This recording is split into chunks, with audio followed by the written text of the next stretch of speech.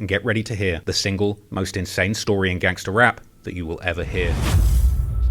Years before the sold-out stadiums, the 40 billion streams, and the countless Reddit posts speculating on how many murders Youngboy was responsible for, he was just a troubled southern kid from Baton Rouge, Louisiana. His real name is Kentrell Deshaun Goulden, and he was born in 1999 in Baton Rouge, where he grew up in the city's north side around 38th Street and Chippewa. Youngboy was being put on a different kind of lockdown. He spent the last 5 years in and out of prison and on house arrest, unable to perform, but also making him impossible to kill. But despite all the rumors, he's never actually been charged with murder. He famously caught double attempted murder charges in 2016, attempting to avenge his murdered cousin Boozilla. In his most recent stretch, he spent just under a year behind bars after pleading guilty to numerous charges. Mix, who was the one who asked Trump's son to pardon Youngboy during a campaign stream. A lot of people are asking, there's a guy who's a beloved, he's just a misunderstood guy actually. His name is NBA Youngboy. If Trump gets back in office and this guy's locked up, we gotta throw him to the top of the party. Come on. This presidential pardon cleared the path for Youngboy to have a fresh start, not just getting back his freedom, but freeing him from any probation or restrictions that would have prevented him from flying around America or the world on tour. And he would return almost 5 years on from his cancelled 2020 tour in 2025, embarking on his Make America Slime Again tour in honor of Donald Trump, to be responsible for 15 murders, and apparently he would reach a grand total of 19 bodies by June 2024.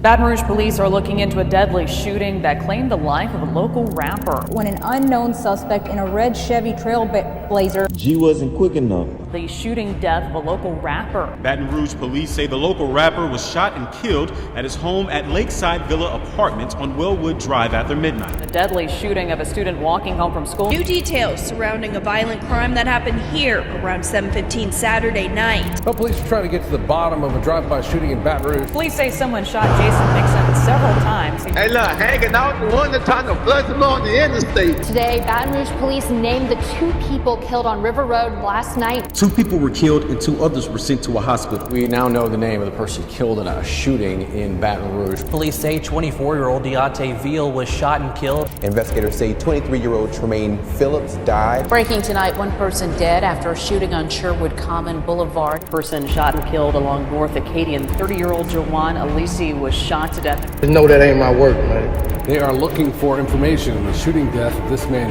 here.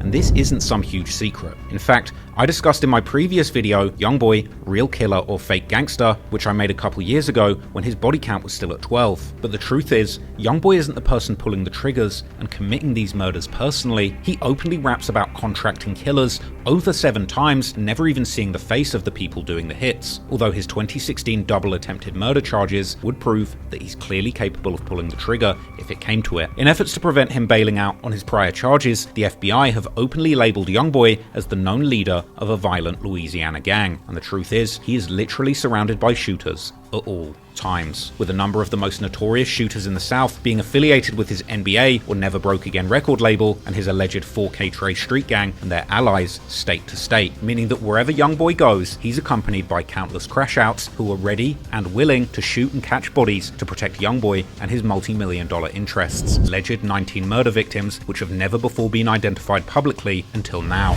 Does Youngboy really need shooters around him at all times to make sure he stays alive and that his rivals die early, or is he destined to meet the same fate as his biggest rival, Lil Durk, and eventually going to get taken down by the feds, who might well still be at this very second working tirelessly to solve these murders while he's reaching the peak of his career?